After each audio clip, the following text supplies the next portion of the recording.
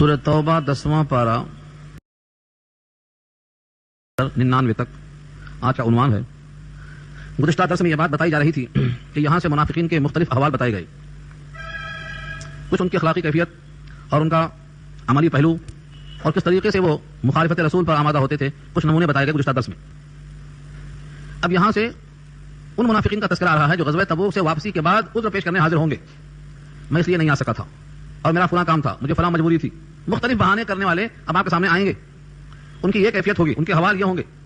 ابھی غزوہ تبوک سے آپ مدینہ واپس نہیں آئے کہ آیتیں آ چکی تھیں کہ اب وہاں پہنچیں گے تو یہ ہونے والا ہے، اور آپ ان سے ایسا نمٹیے، ان کے ساتھ یہ سلوک کیجیے، ان تمام کے ساتھ یہ رویہ اختیار کیجیے جو اس قسم کے ہیں ان سے ایسا، جو ایسے ہیں ان سے ایسا، مختلف صفات والے بتائے۔ یہ عنوان ہے آج کی آیتوں کا۔ مدینہ جو شہر تھا، مدینہ منورہ جس کا پرانا نام یثرب تھا، اس کے اطراف جو آبادی تھی 2 میل کے فاصلے کے بعد سے، اس کو حوالیہ مدینہ کہتے ہیں۔ وہاں جو لوگ آباد تھے وہ اعراب کہلاتے ہیں۔ یہ عرب کی جمع اعراب نہیں ہے بلکہ یہ عرابی کی جمع ہے اعراب، جیسے ہم کہیں انصاری، انصار جمع ہے انصاری واحد، ویسے اعراب جمع ہے یہ عرابی کے معنی دیہاتی۔ ان دیہاتیوں میں بھی 2 قسم کے لوگ تھے، ایک وہ تھے جو اپنے خرچ کرنے کو ڈنڈ سمجھتے تھے کیونکہ ان کا ایمان نہیں تھا، قرآن سے وہ دور تھے، اور ایک وہ دیہاتی تھے جو اپنے ایمان عمل صالح کی بنیاد پر اپنے خرچ کرنے کو اللہ کی قربت کا ذریعہ اور نبی سے دعاؤں کے لینے کا ذریعہ سمجھتے تھے۔ ان کی بھی صفات کا تذکرہ کیا گیا۔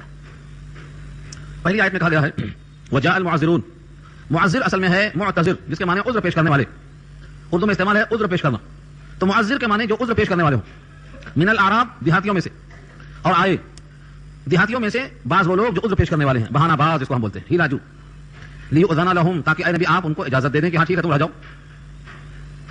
تو 2 قسم کے لوگ تھے، ایک تو آئے تو صحیح پوچھنے کے لیے کہ ہم کو اجازت دے دی جائے، ہمارے حال اچھے نہیں ہیں، اور کچھ اتنے متشدد منافق تھے جو آئے ہی نہیں، گھروں میں بیٹھ رہے، ان کا بھی تذکرہ ہے وقعد الذين كذبوا الله ورسوله، اور بیٹھ رہے وہ لوگ جنہوں نے جھوٹا قرار دیا اللہ کو اور اس کے رسول کو، یعنی جو دعوی ایمان تو رکھتے تھے مگر حقیقی مومن نہیں تھے، انہوں نے گویا اللہ سے جھوٹ وعدہ کیا، آمنا کہا لیکن مومن نہیں۔ ایسے لوگوں نے جنہوں نے خدا سے اس کے رسول سے دعوی ایمان میں بالکل ہی جھوٹ بولا تھا، یہ سب کے سب راہ گھروں میں بیٹھ گئے۔ 2 قسم کے لوگ ہو گئے۔ معلوم ہوا کہ اس میں کچھ لوگ تو ایسے ہیں جو کفر کی بنا پر نہیں آئے، اور کچھ ایسے ہیں جو کاہلی اور سستی کی بنیاد پر نہیں جا سکے، دونوں قسم کے لوگ ہیں۔ تو ان میں جو کافر ہوں گے ان کو عذاب پہنچے گا کافروں جیسا، اور جو ان میں کاہل اور سست ہیں ان کو عذاب پہنچے گا سست اور کاہلوں جیسا۔ یہ آگے فرمایا سیصیب ان قریب پہنچے گا الذین کفروا جنہوں نے کفر کیا ہے، منہم ان میں سے عذاب علیم المناک عذاب، جو بیٹھ رہے ان میں سب کو نہیں پہنچے گا کافروں کا عذاب، بلکہ ان میں جو کافر تھے اور کفر اور نفاق کی بنا پر نہیں آ سکے ان کو تو کافر جیسا عذاب ہوگا، اور جو ان میں کاہلی کی بنیاد پر، سستی کی بنیاد پر، بہت سے لوگ ہیں ہمیشہ جو حق جانتے ہوئے بھی اپنے تساہل پسندی، عائش پسندی کی بنا پر سہولت چاہتے ہیں، مشقت جھیلنا نہیں چاہتے۔ آج بھی ایسے لوگ ہیں اور جب بھی تھے، تن آسانیاں جن کو پیاری ہوتی ہیں، یہاں ان کا ذکر کیا گیا ہے کہ جو کافر ہیں ان میں سے المناک عذاب اٹھائیں گے۔ تو گویا 3 قسم کے لوگ ہو گئے، ایک تو عذر پیش کر دیے، اور دوسرے جنہوں نے عذر ہی پیش نہیں کرنے کی زحمت کی، گھروں میں رہ گئے۔ پھر ان میں سے 2 حال، یا تو ان کا نفاق اور کفر تھا جس کی بنیاد پر نہیں جا سکے، اور یا وہ کاہل اور سست تھے۔ ان تمام کے حوال بتا دیے گئے۔ کچھ لوگ ایسے تھے جو حقیقی معذور تھے۔ حقیقی معذور کا مطلب یہ ہے جیسے وہ نابینا ہے، نابینا جہاد کیسے کرے گا؟ عذر ہے، بہت ہی کمزور ہے، یہ عذر ہے، بیمار ہے، یہ بھی عذر ہے، یا اتنا تنگ دست ہے کہ اس کے پاس سواری ہی میسر نہیں، اتنا غریب ہے اس کے پاس آلے جہاد ہی نہیں۔ ایسے کچھ لوگ ہیں جن کے لیے نہ جانے پر کوئی حرج نہیں، کوئی وعید نہیں، ان کے اوپر اللہ کا کوئی عتاب نہیں۔ یہاں سے ان کا استثناء کیا گیا۔ لیسا علی الضعفاء، لیسا نہیں ہے، کیا نہیں ہے؟ آخر میں آ رہا ہے حرج، تھوڑی دیر کے بعد حرج آئے گا، اور دیر سے لانے میں کوئی حرج نہیں ہے کیونکہ وہاں تقاضا ہے اس کا۔ لیسا حرج، حرج نہیں ہے، کن کن پر؟ اب ان کی لسٹ آئے گی۔ علی الضعفاء ولا علی المرضى، ضعیف کی جمع ضعفاء، اردو میں تو ضعف بڑھاپے ہی سے ہوتا ہے، لیکن عربی میں 2 قسم کا ضعف ہوتا ہے، بچپنا بھی ضعف کا سبب ہے، اور بڑھاپا بھی ضعف کا سبب ہے، اور بیماری بھی ضعف کا سبب ہے۔ تو ضعف کے معنی مطلق کمزوری، جس کو ہم بولتے ہیں نحیف اور لاغر ہونا، کمزور اور ناتواں ہونا، یہاں ہر قسم کے ضعف مراد ہے۔ ضعیف کی جمع ضعفاء، قرآن میں اللہ نے بچوں کو بھی ضعیف کہا ہے، اللہ الذی خلقکم من ضعف ثم جعل من بعد ضعف قوة ثم جعل من بعد قوة ضعفا وشیبا، کیا ترتیب ہے وہاں؟ سورہ روم پارہ 21 میں آ رہا ہے اللہ نے کمزور سے طاقتور، طاقتور سے پھر کمزور، کیا شکل ہے وہ؟ وہی بچپن سے جوانی، جوانی سے بڑھاپا۔ تو ضعف کمزور، ضعف کے بعد قوة شباب، قوة کے بعد پھر ضعف بڑھاپا، 3 ترتیب اللہ کی طرف۔ تو چاہے وہ ضعیف بچپنے کی بنا پر ہو، یا بڑھاپے کی بنا پر، یا بیماری کی بنا پر، کوئی بھی بیمار ہو، لیس علی الضعفاء نہیں ہے ضعفاء پر، یعنی جن کے پاس طاقت نہیں ہے کسی بھی طرح، ولا علی المرضى مریض کی جمع مرضى، اور مریضوں پر بھی حرج نہیں، ولا علی الذین، اور نہ ان لوگوں پر، لا یجدون جو پاتے ہی نہیں، ما ينفقون خرچہ، کیا خرچ کریں، ما ينفقون کیا خرچ کریں، ان کے پاس میسر نہیں، یعنی زاد سفر نہیں، راستے کا توشہ نہیں، آلے جہاد نہیں، چلنے کی سکت نہیں۔ حرجن، اب آیا دیکھیے یہاں حرج آیا، یہ لیسا کا یہاں پر خبر دیا، لیسا حرجن، حرج نہیں ہے کمزوروں پر، بیماروں پر، اور ان پر جو خرچہ نہیں پاتے، کیا خرچ کریں، کس طرح جائیں اللہ کے راستے میں۔ لیکن ان تمام کے لیے ایک شرط رکھا ہے، اذا نصحوا للہ ورسولہ، جبکہ وہ خیر خواہ ہوں اللہ کے اور اللہ کے رسول کے۔ ہاں کمزوری میں بھی، بیماری میں بھی، محتاجی میں بھی، یہ تو ہو سکتا نا کہ دل سے خیر خواہی ہو، یعنی کم سے کم درجے میں فکر میں شریک ہو، دعا میں شریک ہو، اور توجہ انابت میں شریک ہو، کم سے کم اس بات کا احساس رکھتا ہو کہ کچھ لوگ اللہ کے کلمہ کو بلند کرنے گئے, ہم جانے کے لائق نہیں, تو کم سے کم زبان تو ہلائیں, دعا تو کریں ان کے حق میں اللہ سے. یہی اذا نصحوا للہ. نصحہ کے معنی خیر خواہی. ایک حدیث میں آتا ہے الدین النصیحہ, دین نام ہے خیر خواہی کا. دین کس کا نام ہے؟ خیر خواہی. الدین النصیحہ. جو بھی دیندار بننا چاہتا ہے خیر خواہ بن جائے. اس واسطے کہا ہے خیر الناس من ينفع الناس, بہترین آدمی وہ ہے جو نفع پہنچائے. تو نفع پہنچانے کی نیت کرنا یہ خیر خواہی ہے. یہاں نصح وہی مراد ہے, اذا نصحوا للہ ورسولہ. آگے فرمایا ما علی المحسنین من سبیل, نہیں ہے محسنین پر, نہیں ہے نیکوکاروں پر کوئی الزام کا راستہ. سبیل کے معنی ان پر کوئی الزام کا راستہ ہی نہیں. واللہ غفور الرحیم, اور اللہ تو مغفرت کرنے والے, رحم کرنے والے ہیں. ان کے سامنے سب عذر موجود ہے. تو گویا جو محسن ہوگا ان پر الزام نہیں. محسن کی تعریف پیچھے بڑھا چکی ہے اور پھر سننے ہوئے. محسن کہتے ہیں جو اللہ تعالیٰ کی عبادت کرے اس طرح کہ گویا وہ اللہ کو دیکھ رہا ہے. یہ نہیں ہو سکتا ہے تو کم سے کم اتنا یقین کرے کہ مجھے اللہ ضرور دیکھ رہا ہے. اس طرح جو بندگی کرتا ہے وہ درجہ احسان تک پہنچ گیا. یہ ہے محسن. تو جو اپنے عمل میں اس قسم کا تصور رکھتا ہو, ایسے محسنین پر کوئی الزام نہیں ہے. یعنی ہر گھڑی جو اپنا محاسبہ کرتا ہو اور خود اپنے عقیدہ و عمل کا تجزیہ کرتا ہو, ایسے محسنین پر کوئی الزام نہیں ہے. اللہ تو ہے ہی غفور الرحیم.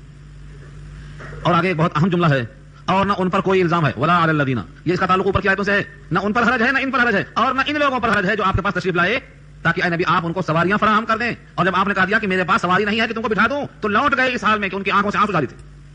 یعنی اس تصور میں کہ ہم خرچ کرنے کے لائق نہیں ہیں. اللہ کے رسول جہاد میں جا رہے ہیں, ہم ان کے ساتھ چلنے کے لائق نہیں ہیں. ہمارے پاس سواریاں نہیں ہیں, ہمارے پاس آلے جہاد نہیں ہے. اور جب نبی سے التجا کیا سواریاں فراہم کرنے کی, تو وہاں سے واضح جواب مل گیا کہ میرے پاس سواریاں نہیں ہیں کہ تم کو سوار کرا سکیں. اس طرح نبی کی صحبت سے دوری, جہاد سے غیر حاضری اور اس غزوے میں شریک نہ ہونے کی وجہ سے جو معرومی ہے, اس پر ان کے آنسو بہ رہے ہیں. ان پر بھی کوئی حرج نہیں ہے.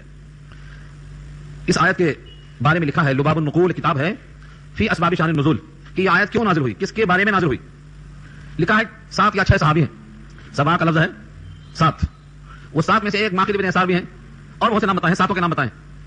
یہ سب کے سب اللہ کے نبی کے پاس حاضر ہوئے اور یوں کہا کہ اس غزوے میں چلنے کے لیے ہمیں کچھ سواری کا انتظام کر دیجیے, ہم آپ کے ساتھ چلنا چاہتے ہیں. اس موقع پر آپ کے پاس سواری کے لیے کوئی جانور نہیں تھا. آپ نے صاف جواب کر دیا کہ میں نہیں پا رہا ہوں کہ تم کو بٹھا دوں. یہ لوگ لوٹ گئے, اور ان کے لوٹنے میں ان کے دل کی ترجمانی ان کی آنکھیں کر رہی تھی کہ آنکھیں بہ رہی تھیں آنسوؤں سے. لفظ ہے یہاں تفیض من الدمع, دمعون کے معنی آنسو, اور تفیض کے معنی بہ پڑنا, ابل پڑنا. تھوڑی دیر کے بعد حضرت عثمان غنی نے, جو پہلے ہی سے اپنے مال سے خصوصی انتظام کیا تھا, مزید ان میں سے 3 کے واسطے سواری کا انتظام کیا. اور پھر کہیں سے کوئی سواری آئی, آپ نے بلا کے فون عطا فرمایا. لیکن ان کے بارے میں آیت نازل ہو چکی تھی کہ غمگین نہ ہو, لیکن اللہ نے ان کے کرب اور ان کے اضطراب اور ان کی فکر کی وجہ سے سواریوں کا انتظام کر دیا. بالآخر وہ شریک ہو گئے. تو ایسے سے اشارہ اس بات کی طرف ہے کہ جو قدرت نہ رکھتا ہو لیکن دل میں طرف ہو, تو ایسوں پر کوئی الزام نہیں ہے. ولا علی الذین اذا ما اتوک لتحملهم, اور نہ ان پر کوئی گناہ ہے کہ جب وہ آپ کے پاس تشریف لائیں تاکہ اے نبی آپ ان کو سوار کرا دیں, لتحملهم, تاکہ آپ ان کو سوار کرا دیں. قلتا, آپ فرما رہے تھے, لا اجدو, میں نہیں پاتا, ما احملکم علیہ, کہ کس پر تم کو سوار کرا دوں. تولوا, وہ پلٹ جاتے ہیں. واعینهم, اور ان کی آنکھیں, اعین جمع ہے عین کی, ان کی آنکھیں تفیض من الدمع, بہ پڑتی ہیں آنسوؤں سے. حزنن, غم کھاتے ہوئے, حزنن, غم کھاتے ہوئے. سوچو ایک صحابہ کا مزاج ایسا تھا کہ غزوے میں جانے کی طلب اتنی ہے کہ ان کا عذر بھی مقبول ہے اور ان کے پاس سواریاں نہیں ہیں, لیکن دل میں اتنا طلب ہے کہ نہ حاصل ہونے والی سواریوں پر غم کر رہے ہیں. کیوں؟ اس غزوے میں شرکت کا جو نفع ملنے والا آخرت میں ان کے سامنے تھا. حزنن, غمگین ہے یہ.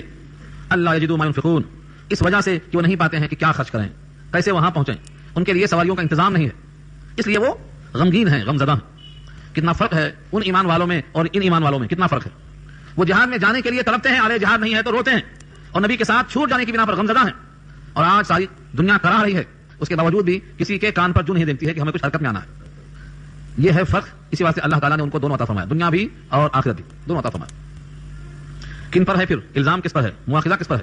انما السبیل, ہاں اس کے سوائے کچھ نہیں کہ الزام اور مواخذہ ان پر ہے. علی الذین یستأذنونک وهم اغنیاء, ان لوگوں پر جو آپ سے اجازت طلب کرتے ہیں اس حال میں کہ وہ اغنیاء ہیں. اغنیاء, غنیون کی جمع ہے, وہ قوت والے ہیں, پیسے والے ہیں, دولت والے ہیں, پھر بھی آپ سے اجازت طلب کرتے ہیں. کیا کہتے ہیں؟ کچھ نہ کچھ عذر پیش کرتے ہیں. کوئی کہتا ہے ہمارے گھر پہ کوئی نہیں ہے, کوئی کہتا ہے مہمان آنے والے ہیں, کوئی کہتا ہے بہت بیمار ہے گھر کے لوگ, ذمہ داری کرنے والا کوئی نہیں ہے. مختلف قسم کی باتیں کرتے ہیں. وہ لوگ قوت والے ہیں مگر گھر رہنے کی اجازت چاہتے ہیں, یعنی جاؤ آپ لڑو مگر ہم یہاں رہنا چاہتے ہیں. جیسے حضرت موسیٰ کے بارے میں لکھا ہے سورہ مائدہ میں, پوری قوم نے کیا کہا تھا, انت وربک فقاتلا انا ہاہنا قاعدون, جاؤ تم اور تمہارا رب مل کر لڑ لو, ہم تو یہیں بیٹھیں گے. یہ بیٹھنے پر راضی ہوتے ہیں جبکہ جانتے ہیں کہ شدید گرمی ہے, پھلوں کا موسم پک چکا ہے. اس شدت کو اللہ کا نبی برداشت کرنے کو تیار ہے. ان کی غیرت کیسے کہتی ہے کہ گھر میں وہ رہ جائیں, اس لیے ان پر مواخذہ, ان پر الزام ہے. سچ یہ ہے کہ وہ دل سے مومن نہیں تھے. دل سے ایمان ہوتا تو وہ نبی کی مخالفت پر اور نبی کا ساتھ چھوڑنے پر ہرگز راضی نہ ہوتے. ان کے دل میں ایمان نہیں تھا. دلیل میں اگلا ٹکڑا آ رہا ہے. اللہ خود فرماتے ہیں رضوا بان یکونوا مع الخوالف, وہ راضی ہو گئے گھر بیٹھک بننے پر، وہ راضی ہو گئے بہت اور کہ وہ ہو رہے ہیں بیٹھنے والوں کے ساتھ، مال خوالف، ماں مانے ساتھ، اور خوالف جمع ہے خالف ان کی، یعنی پیچھے رہ جانے والے، عورتیں، بوڑھے، بچے، کمزور، مسکین، ان کے ساتھ رہ جانے پر راضی ہو گئے. جیسے لوگ کہتے ہیں چوڑیاں پہن لو، یعنی یہ مردوں کا کام ہے لیکن تم مرد ہو کر عورتوں کے ساتھ رہنا چاہتے ہو، چوڑیاں پہن لو. اللہ فرماتے ہیں حقیقت یہ ہے کہ ان کو خبر ہی نہیں ہے کہ ان کے دل پر مہر لگ چکی ہے کفر اور نفاق کی، وہ اس کمزوری اور محرومی کو سمجھنے سے قاصر ہیں. وَطَبَعَ اللَّهُ عَلَىٰ قُلُوبِهِمْ فَهُمْ لَا يَعْلَمُونَ، اور اللہ نے مہر کر دیا ہے ان کے دلوں پر اور وہ جانتے ہی نہیں ہیں. کیا نہیں جانتے ہیں؟ ثواب کیا ہوتا، گناہ کیا ہوتا، نبی کی رفاقت کیا ہوتی، نبی کی مخالفت کیا ہوتی، جہاد کے فائدے کیا ہوتے، ترک جہاد کے نقصانات کیا ہوتے، لا يعلمون، نہیں جانتے. اس کا مطلب یہ ہوا کہ بعض دفعہ مخالفت رسول کی سزا یہ ہوتی ہے کہ دل پر مہر لگ جاتی ہے، سنتوں کی خلاف ورزی کی سزا یہ ہوتی ہے کہ اس کے دل پہ مہر لگ جاتی ہے اور اسے خبر نہیں ہوتی کہ مہر لگ گئی. یہ نقصان ہے، یہ ان کی طبیعت مسخ ہو جاتی ہے، انہیں اس کا ادراک اور احساس نہیں باقی رہ جاتا ہے کہ میرے لیے اچھا اور برا کیا ہے، میں جو کرتا ہوں یہ اچھا ہے یا برا. تبع اللہ علی قلوبہم فہم لا یعلمون، اللہ نے ان کے دل پر مہر لگا دیا بس وہ نہیں جانتے. اس آیت کو یہاں روک کر تھوڑا سا غور کریں. پہلے پارے میں جو آئی تھی بات کہ اللہ نے ان کے دلوں پر مہر لگا دیا، کانوں پر مہر لگا دیا، آنکھوں پر پردہ ڈال دیا، تو لوگ پوچھتے تھے جب اللہ ہی نے مہر کر دیا ہے تو ان کی غلطی کیا ہے؟ یہاں کیا واضح ہوا؟ پہلے مہر نہیں لگایا تھا، پہلے تو مہر کے بغیر بھیجا تھا. دنیا میں جتنے انسان آئے بشمول ابو جہل ابو لہب کے سارے انسان بغیر مہر لگائے ہوئے آئے تھے. قلب ایسا لائے تھے جن میں دونوں قوتیں تھیں، فالہمہا فجورہا وتقواہا. ان کے واسطے بھی آسمان سے کتابیں ایسا ہی آئیں جتنا سب کے واسطے آئیں. انہوں نے غلط استعمال کیا ہے اپنی صلاحیتوں کا، اپنے اختیار کا، اس لیے ان کے دل پر ان کے کرتوت کی بنا پر مہر لگ گئی جیسا یہاں لگی ہے. اگر وہ ایمان خلوص سے لائے ہوتے اور بار بار مخالفت رسول کا الزام ان پہ نہ لگتا تو ان کے دل پہ یہ مہر نہ لگتی تھی. اس سے معلوم ہوا بعض گناہوں کی نحوست ایسی ہوتی ہے کہ دل پر مہر لگ جاتی ہے اور جس پر لگتی ہے اسے خبر بھی نہیں ہوتی ہے کہ لگ گئی. اصل کیا وجہ ہے؟ ایک آدمی نماز کے لیے بے چین ہو جاتا، اگر چھوٹ جائے تو افسوس کرتا، اور دوسرا آدمی ہے کہ نماز چھوٹنے کا اس کو احساس ہی نہیں ہوتا، یہ احساس دلائے بھی تو فکر مند نہیں ہوتا. تو یہ فرق کیوں ہو رہا؟ ایک آدمی قرآن کریم کے لیے شب و روز کوشش کرتا ہے اور ایک آدمی ہے جس کو ناظرہ پڑھنے کی توفیق نہیں ملتی ہے. ایک آدمی وہ ہے جو قرآن کریم کے لیے مختلف قسم کی کوشش کرتا ہے، دوسرا وہ ہے جو مختلف قسم سے خاموشی کے بیٹھا ہے. یہ فرق کیوں ہوتا ہے؟ در حقیقت بعض اعمال کی وجہ سے ان کی صلاحیتیں چھین لی جاتی ہیں. یہاں اسی کا ذکر کیا ہے کہ اللہ نے ان کے دل پر مہر لگا دیا لیکن ان کو خبر بھی نہیں ہے. اس کے بعد غزوہ تبوک سے لوٹتے ہوئے اب یہ آیتیں آ گئی راستے میں کہ جب آپ مدینہ پہنچیں گے تو جتنے لوگ آپ کے ساتھ نہیں آ سکے، چاہے وہ مال کی بنا پر یا کاہلی کی بنا پر یا کفر و نفاق کی بنا پر، وہ سب باری باری آپ کے پاس آئیں گے اور کہیں گے ہمارا یہ عذر ہے، ہمارا یہ عذر ہے، ہماری یہ وجہ ہے. آپ کسی کی تصدیق نہ کریں اور یہ کہہ دیں کہ تمہارا ہمیں عذر قبول نہیں ہے، تمہاری بات پر ہمیں کوئی بھروسہ و اعتماد نہیں ہے. ہمیں اللہ نے خبر کر دیا ہے کہ تمہارا حقیقی موقف کیا ہے، تمہارے موقف سے رب کریم نے ہمیں آگاہ کر دیا ہے، لہذا تمہارا کوئی عذر قابل مسموع ہمارے پاس نہیں ہے. یہاں سے آغاز ہوتا ہے اس چیز کا. 11واں پارہ شروع ہوتا ہے اسی سے، یعتذرون الیکم.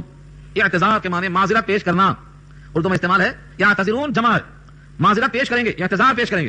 الیکم آپ کی جناب میں، اذا رجعتم الیہم جب آپ لوٹیں گے ان کی طرف، وہ تیار بیٹھے ہیں، کچھ نہ کچھ کہیں گے آ کر آپ کو اعتماد لینے کی خاطر.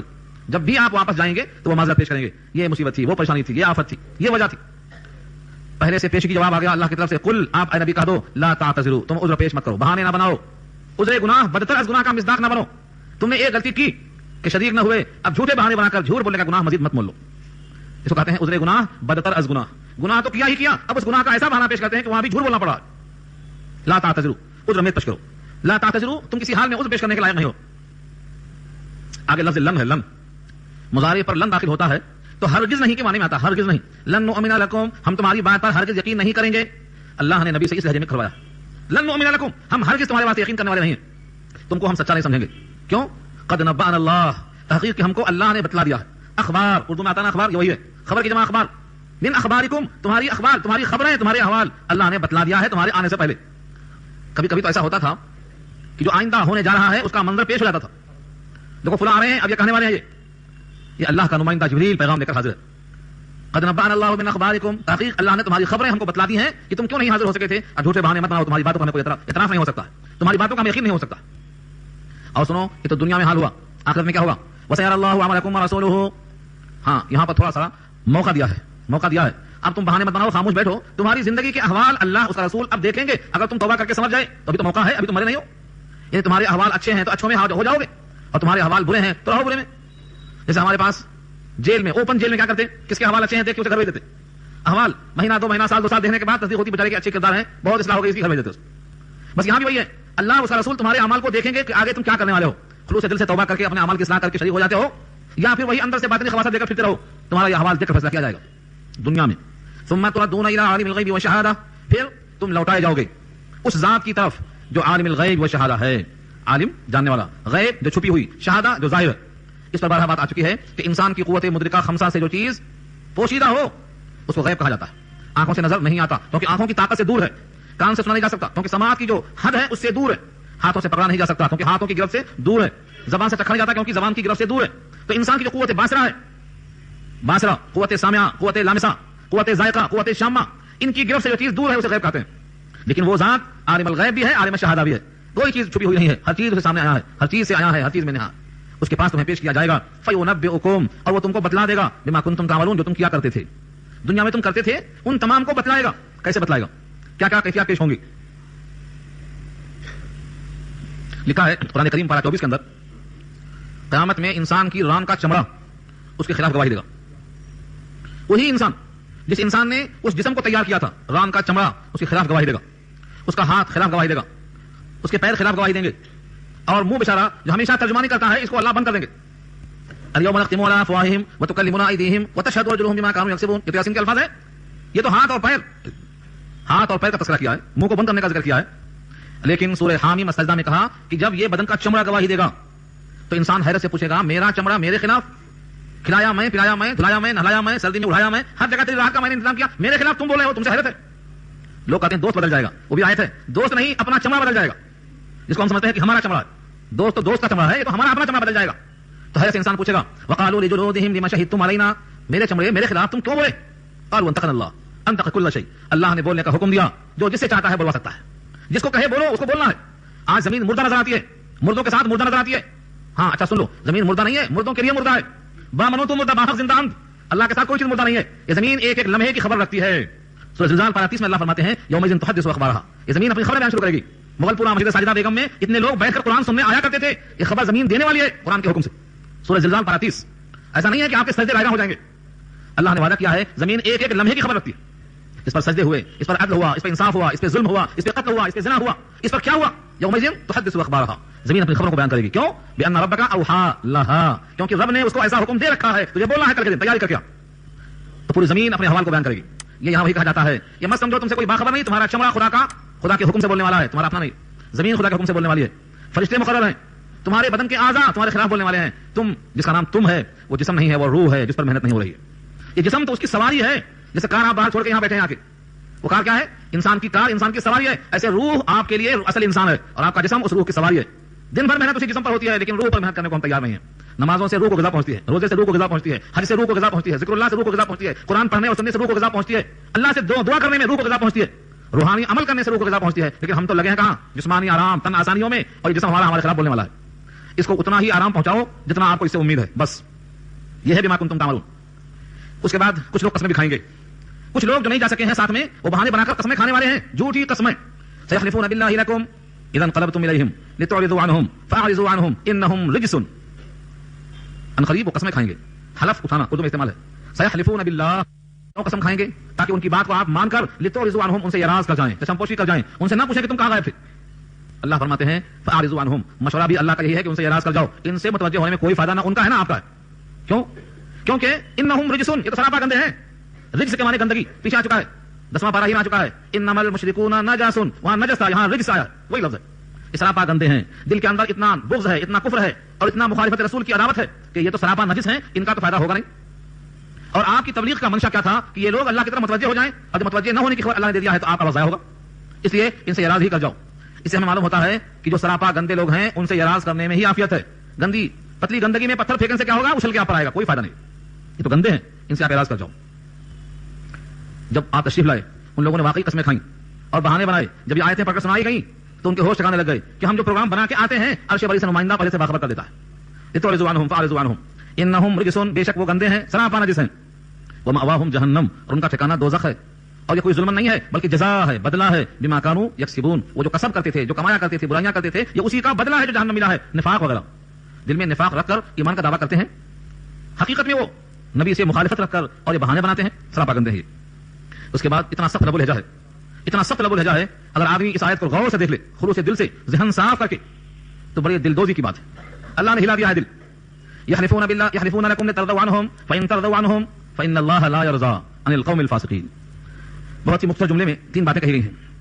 یہ قسمیں کھائیں گے آپ سے تاکہ ان سے آپ راضی ہو جاؤ. کیوں کھائیں گے قسم؟ قسم اس لیے کھائیں گے تاکہ قسمیں کھا کھا کے آپ کو یقین دلا کر آپ کو راضی کر دیں. تو اولاً تو آپ راضی نہیں ہونے والے ہیں کیونکہ آپ کو حال معلوم ہے. ایسے لوگوں سے آپ راضی کیوں ہونے والے ہیں جن کے دل میں محبت نہیں، نفاق ہے؟ بفرض محال سپوز اگر آپ ان سے راضی بھی ہو جائیں اپنے شفقت و رحمت کی بنا پر، اپنے رؤوف اور رحیم ہونے کی بنا پر، اپنے رحمت للعالمین ہونے کی بنا پر، بفرض محال اگر آپ ان سے راضی بھی ہو جائیں فإن اللہ لا یرضى، تو اللہ تعالیٰ راضی نہیں ہوں گے فاسق لوگوں سے، کیونکہ فاسق لوگوں سے راضی ہونے کا مطلب اللہ فسق پر راضی ہو گئے، حالانکہ یہ ہونے والی بات نہیں. یہاں پر لفظ فسق آیا ہے اور سورہ زمر میں آئے گا ولا یرضى لعباده الکفر، بندے سے اللہ کفر پر راضی نہیں ہو سکتے. یہاں ہے فاسقین سے راضی نہیں ہو سکتے. اللہ کو راضی کرنا ہے تو فسق اور کفر کو، نفاق کو چھوڑنا پڑے گا. جب تک نفاق اور فسق کو، کفر اور شرک کو ہم نہیں چھوڑیں گے اللہ کو راضی کرنے کی کوئی شکل نہیں ہے. یہاں آخری شکل جو تھی وہ کیا تھی؟ آپ کو راضی کر لو آپ اللہ کو راضی کر دیں گے. یہاں واضح کر دیا اللہ نے ان کے کفر و شرک کی وجہ سے اولا تو آپ ہی راضی نہیں ہوں گے، اور اگر آپ راضی ہو بھی جائیں رحمت کھا کر تو بھی اللہ ان سے راضی نہیں ہو سکتا، کیونکہ ان میں فسق ہے. فاسق سے اللہ راضی کیسے ہو سکتے؟ اور اس آیت کے ساتھ وہ آیت بنانا سورہ زمر کی ولا یرضى لعباده الکفر، اللہ راضی نہیں ہو سکتے ہیں اپنے بندوں سے کفر کے ساتھ. کفر چھوڑو اگر راضی کرنا ہے، فسق چھوڑو اگر راضی کرنا ہے، شرک چھوڑو اگر راضی کرنا ہے، یہ وعدہ فرمایا اللہ نے.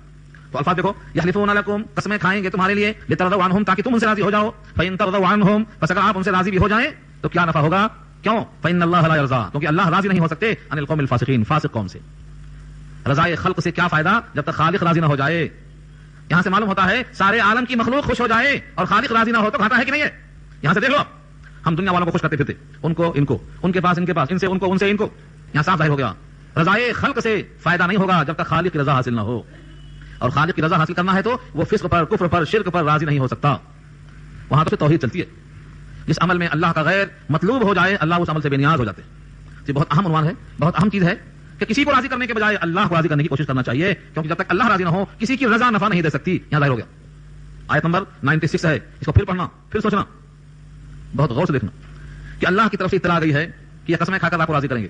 سوال یہ ہے جب اللہ نے اطلاع دے دیا ہے تو نبی راضی ہو ہی نہیں سکتے، پھر بھی اگر آپ راضی ہو جائیں بفرض محال سپوز تو بھی اللہ فسق کے ساتھ راضی نہیں ہو سکتا. اب یہاں سے دو آیتیں بہت اہم مضمون کے ساتھ کہ مدینہ کے اطراف جو علاقہ تھا حوالیہ مدینہ، جہاں دیہاتی لوگ آباد تھے، ان کے پاس علم نہیں تھا، عالم نہیں تھے، قرآن کا نزول ان کے سامنے نہیں ہوتا تھا، وہ بہت دور تھے علم سے اور علماء سے اور علمی محفلوں سے.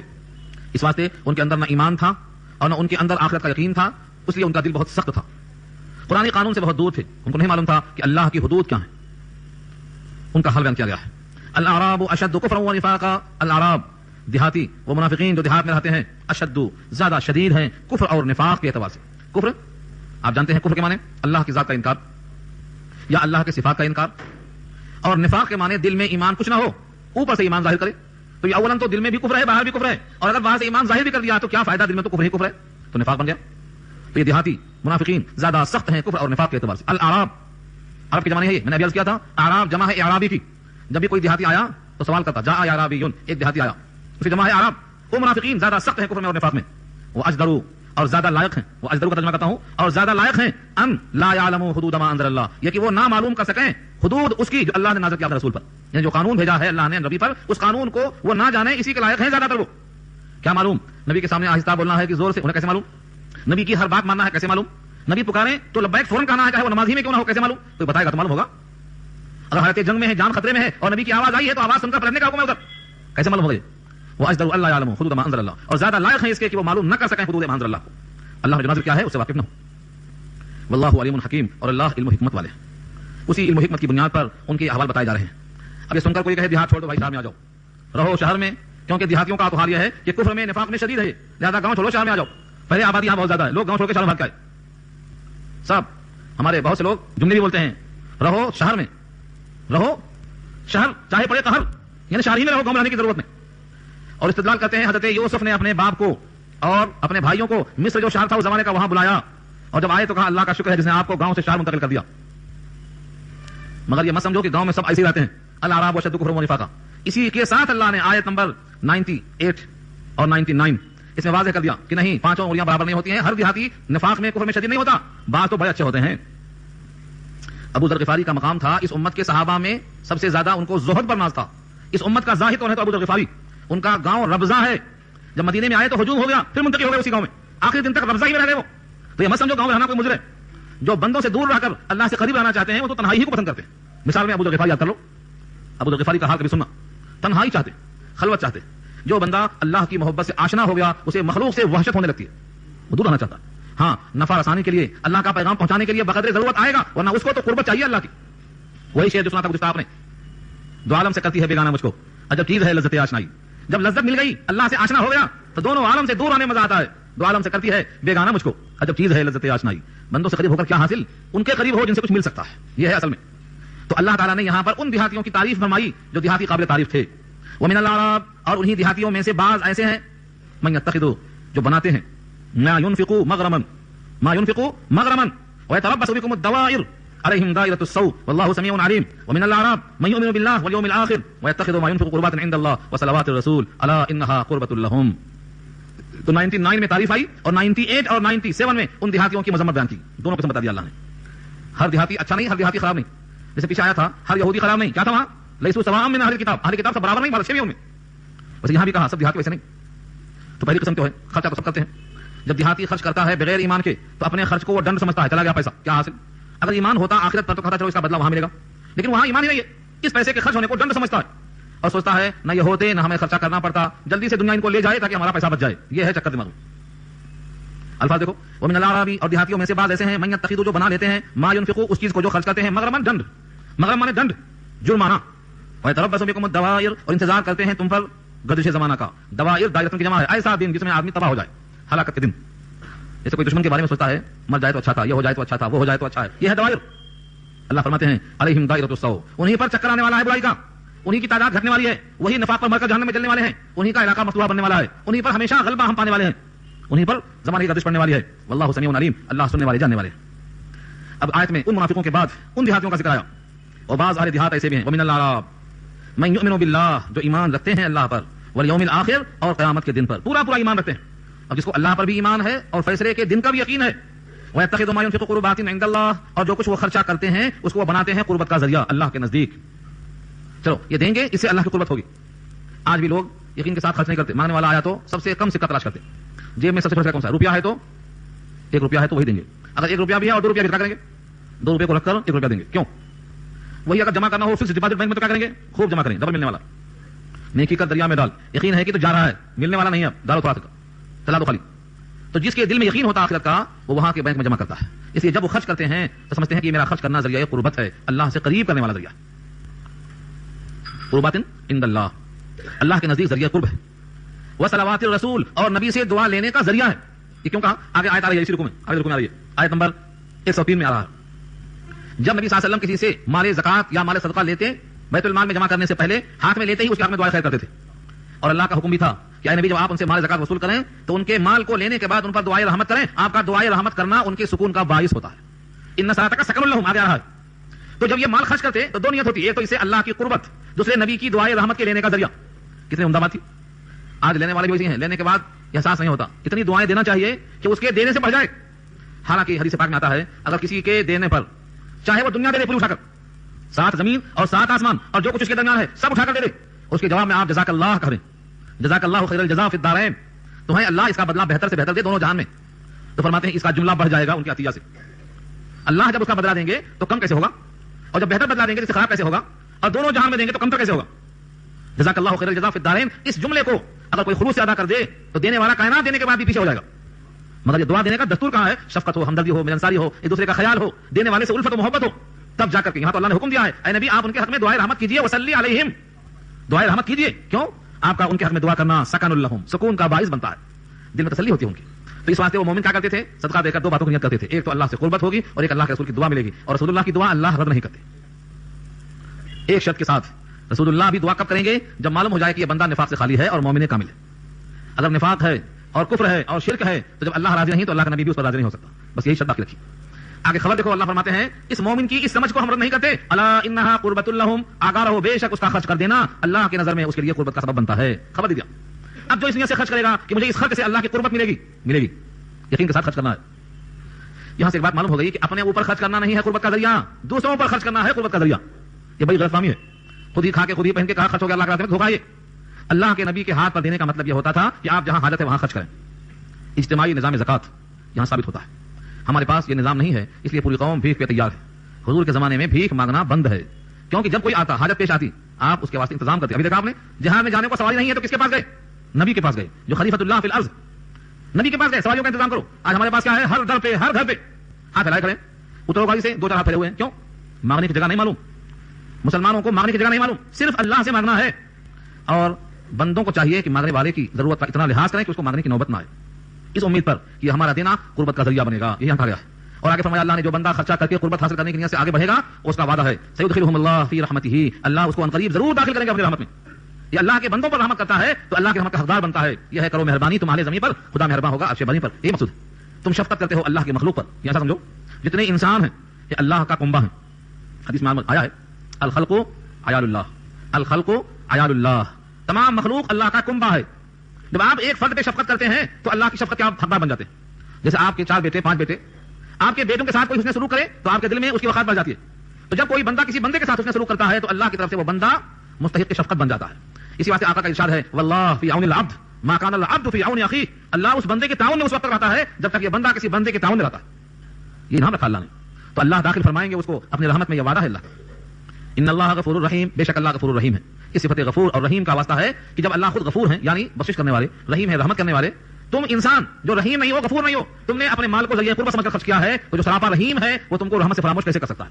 اس لیے تمہارے خرچ کو قبول کرتے ہوئے قربت کا ذریعہ بناتے ہوئے اپنے گھر میں جو مقام رحمت ہے تم کو داخل کرے گا. یہ صفت غفور کا صفت رحیم کا تقاضا. یہاں آیت نمبر 99 مکمل ہوئی اور ہمارا رکوع مکمل ہوا. اب یہاں سے وہ اعلیٰ درجے کے صفات والے صحابہ جنہوں نے خرچہ کیا ہے قربت کی نیت سے، اللہ کی رحمت کے حصول کی نیت سے، نبی کی دعاؤں کی نیت سے، انہوں نے پہل کرتے ہوئے کس مقام کو حاصل کر لیا ہے. اس آیت نمبر 100 میں صحابہ کی عظمت بیان کی جا رہی ہے. اور یہ آیت نمبر 100 صحابہ کی عظمت ہی نہیں، صحابہ کے عمل کو حجت بنایا اللہ نے. انشاءاللہ آئندہ صحابہ کی عظمت، صحابہ کا مقام و مرتبہ اور صحابہ کا عمل ہمارے واسطے حجت ہے، اس عنوان پر گفتگو ہوگی.